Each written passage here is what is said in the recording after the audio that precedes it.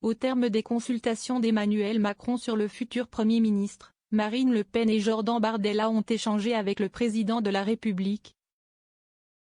Ce lundi matin à l'Élysée, les dirigeants du Rassemblement national ont rappelé leur volonté de censurer à l'Assemblée nationale un éventuel gouvernement du nouveau Front populaire. Même dans l'hypothèse où ce gouvernement ne comprendrait pas de ministre de la France insoumise, proposition formulée par Jean-Luc Mélenchon le week-end dernier, lire notre article. L'idée qu'il y ait un gouvernement du nouveau Front populaire où il n'y aurait pas de ministre insoumis ne change strictement rien, a affirmé Marine Le Pen, à la sortie de l'Élysée. C'est la France insoumise et donc c'est Jean-Luc Mélenchon qui dirigera en réalité ce gouvernement. Il n'est pas question de laisser passer une politique qui viserait à aggraver considérablement l'immigration, à régulariser les clandestins. Une politique qui serait majoritairement rejetée dans le pays, a assuré la présidente du groupe RN à l'Assemblée nationale, désormais composée de 126 députés. Éric Ciotti, nouvel allié du RN, consulté également ce lundi par Emmanuel Macron, s'est rangé sur la même position.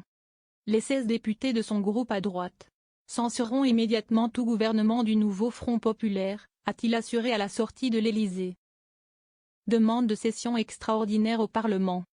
Alors que la rentrée parlementaire est prévue début octobre, Marine Le Pen a demandé à Emmanuel Macron l'ouverture d'une session extraordinaire au Parlement, lire notre article, pour que les députés puissent censurer ou non le futur gouvernement.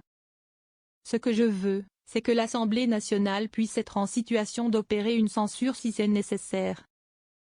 Je ne veux pas que pendant un mois, un Premier ministre puisse par décret, par toute une série de moyens donnés par la Constitution, mettre en œuvre une politique qui soit toxique, dangereuse pour les Français, a insisté Marine Le Pen.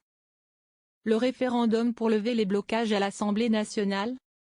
Face au risque de paralysie de la vie politique française, l'ancienne candidate à la présidentielle a balayé l'idée d'un gouvernement technique, formé de personnalités indépendantes des partis politiques et qui pourrait faire consensus auprès des députés. Je n'y crois pas du tout, il n'y a que des gouvernements politiques planqués derrière des appellations techniques. Aux côtés de Jordan Bardella, elle a proposé de nouveau à Emmanuel Macron le recours au référendum sur certains sujets. En cas de blocage à l'Assemblée nationale, le président de la République peut demander directement son avis aux Français.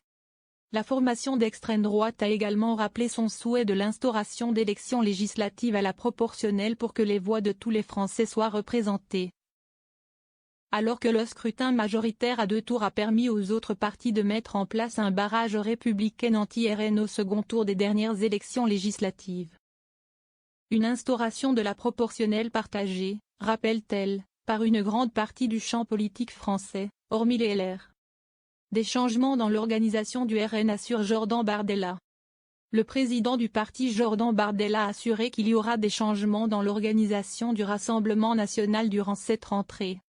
Un travail a été mené cet été par l'eurodéputé Aleksandar Nikolić auprès des fédérations locales du parti pour tirer les leçons de la campagne législative du RN.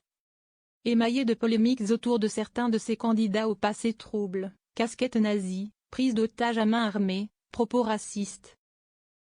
Un inventaire nécessaire pour ce parti qui dit se préparer à une nouvelle dissolution de l'Assemblée nationale en 2025.